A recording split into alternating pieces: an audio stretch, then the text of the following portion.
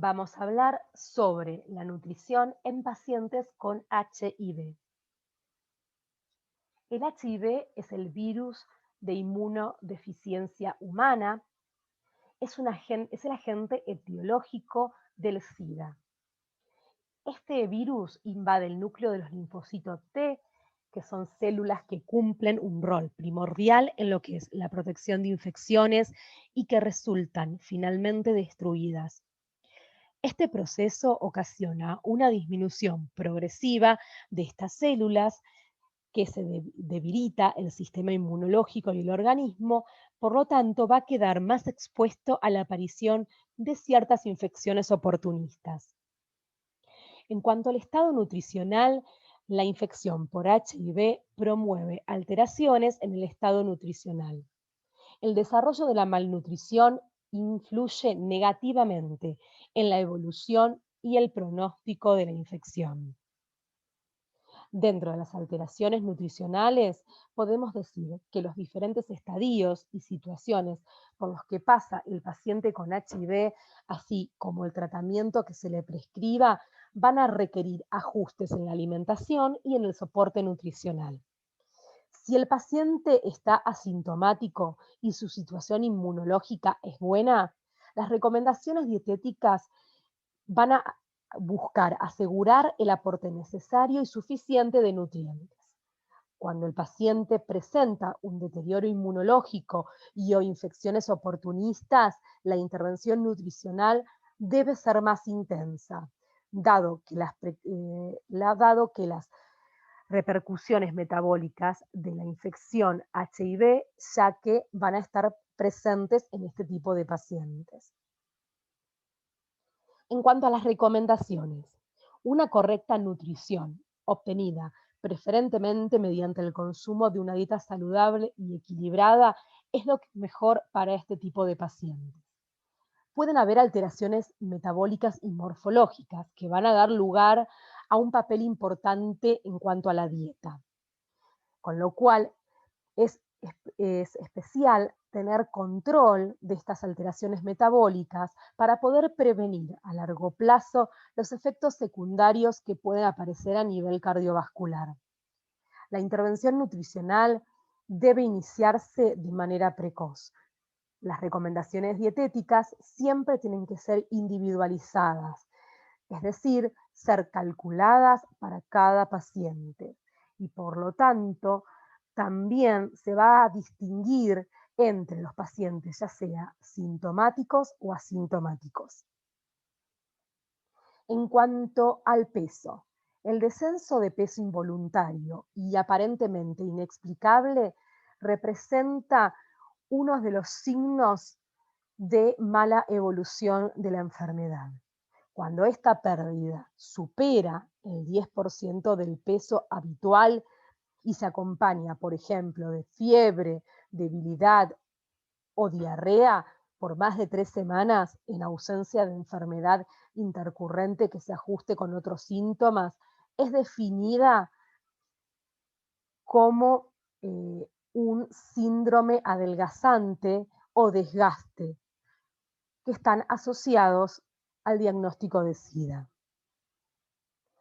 Según la definición actual de Wastin, el paciente debe cumplir al menos uno de los siguientes criterios: pérdida de peso no involuntaria, mayor al 10% en 12 meses, pérdida de peso no intencionada de más de 7,5% en 6 meses, pérdida de masa celular corporal más del 5% en 6 meses, en hombres masa celular corporal menor del 35% del peso corporal total con un índice de masa corporal menor al 27, en mujeres masa celular corporal menor al 23% del peso corporal total y un índice de masa corporal menor al 27, índice de masa corporal menor a 20, independientemente del sexo. En cuanto a las alteraciones del gasto energético, la infección por HIV puede generar un hipermetabolismo de base, y esto sumado a ciertas infecciones secundarias pueden dar como resultado un aumento del gasto energético basal y una pérdida o una disminución de la ingesta en cuanto a lo que es la falla en mecanismos compensadores. Todo esto en conjunto puede generar una alteración del estado nutricional. En las alteraciones metabólicas ha sido descrito el trastorno en el metabolismo de los lípidos, de tal modo que, merced al aumento de la producción de citoquinas, se incrementa la lipólisis periférica, que conduce a una mayor liberación de ácidos grasos del tejido adiposo, que son transportados hacia el hígado, donde se resterifican a triglicéridos y son luego resecretados, volviendo al tejido adiposo sin haber sido utilizados como fuente energética. Este proceso constituye entonces a un verdadero ciclo fútil o ciclo estéril. En cuanto a esta alteración del metabolismo lipídico, podemos observar que el aumento de las citoquinas genera un aumento de la lipólisis periférica, por lo tanto un acúmulo del tejido adiposo, mayor producción de ácidos grasos, aumento de la acumulación de triglicéridos en el hígado, lo cual a su vez comienza este ciclo estéril nuevamente, generando mayor tejido adiposo. En cuanto a la valoración nutricional del paciente con HIV, tenemos que considerar las alteraciones en la ingesta dietética, la malabsorción intestinal, alteraciones en el gasto energético, alteraciones metabólicas y disfunción endocrina. Los datos del análisis en cuanto a lo que es la ingesta, los indicadores antropométricos y bioquímicos, más los resultados de las técnicas de medición de la composición corporal y, si es posible, de la evaluación de la calorimetría indirecta, se reúnen y se complementan con el examen clínico que es que el médico va a realizar. A partir de esa asociación de información es lo que vamos a dar como definición el diagnóstico del estado nutricional. Entonces, esta valoración del estado nutricional, a modo de repaso, vemos que va a constar de los indicadores antropométricos, los datos de la composición corporal, el análisis de la ingesta dietaria, es decir, qué es lo que el paciente come diariamente, los indicadores bioquímicos, más el examen clínico, y todo eso me lleva al diagnóstico del estado nutricional de estos pacientes. Algunos hechos que relacionan la nutrición y el HIV. Tenemos que considerar que el sistema inmunológico comprometido facilita el debilitamiento del organismo. El tiempo de HIV a estado de SIDA avanzado va a depender de la salud general del paciente más el estado nutricional. Mucha gente puede convivir con el virus por 10 años o más antes de presentar síntomas. Y esto se debe a si va a mantener o no una buena nutrición. Uno de los posibles síntomas del inicio del SIDA clínico es una disminución del peso de entre 6 a 7 kilogramos para el adulto promedio. Hay que considerar que los tratamientos y los medicamentos pueden influir en los hábitos alimentarios y en la nutrición. En cuanto a los objetivos del tratamiento nutricional, lo esencial de la finalidad de la terapia nutricional va a apuntar a optimizar el estado nutricional, evitar y o tratar apropiadamente la malnutrición y mejorar la calidad de vida. En cuanto al soporte nutricional, como objetivos nos vamos a plantear mejorar el estado nutricional, disminuir el deterioro funcional de la desnutrición, aliviar los síntomas gastrointestinales de la enfermedad del HIV, como las náuseas, diarreas, distensión abdominal, y mejorar la calidad de vida.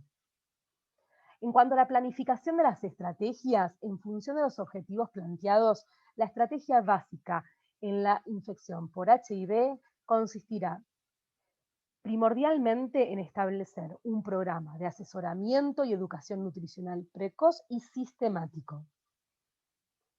En cuanto a las necesidades nutricionales, podemos considerar un paciente con HIV más la no presencia de síntomas, es decir, un paciente asintomático, si tiene peso normal, en cuanto a las calorías, se estiman de 35 a 40 kilocalorías por kilogramo de peso habitual por día, y proteínas alrededor de 1,5 gramos por kilogramos por día.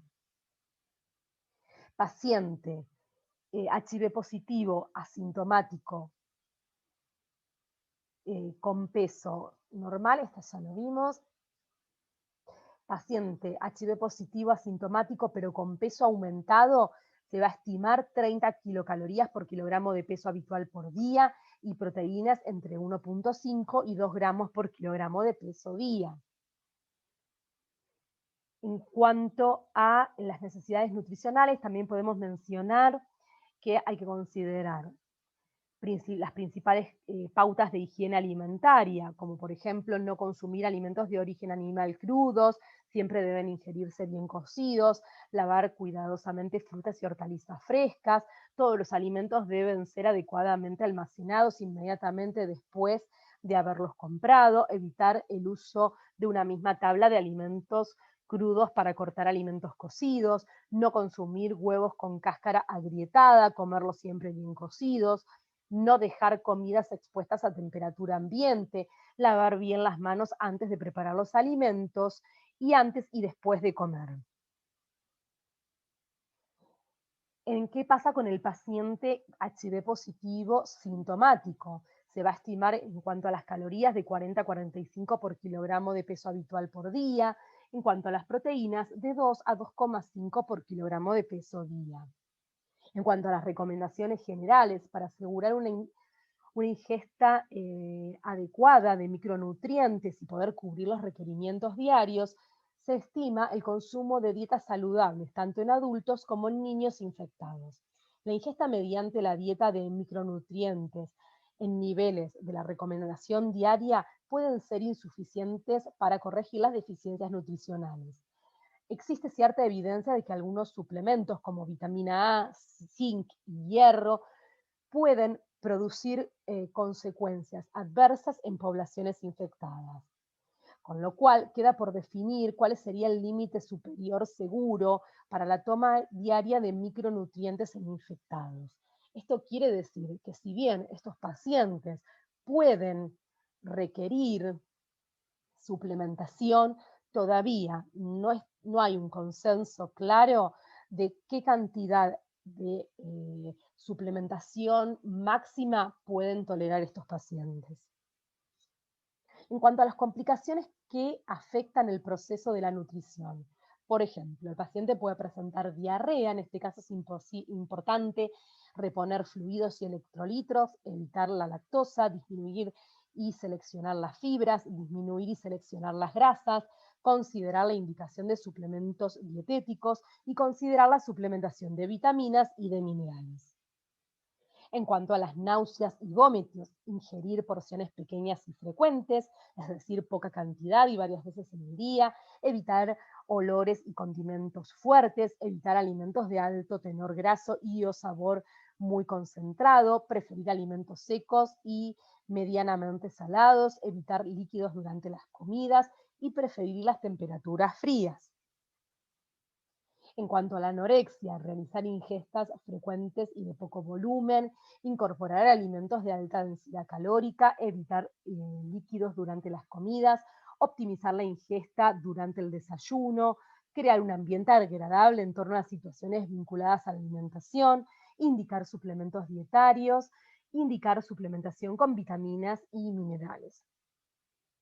En cuanto a las lesiones orales y esofágicas, indicar alimentos y preparaciones de consistencia blanda, ingerir los alimentos a temperatura moderada, evitar alimentos secos y pegajosos, evitar sabores ácidos y evitar el uso de especias muy fuertes.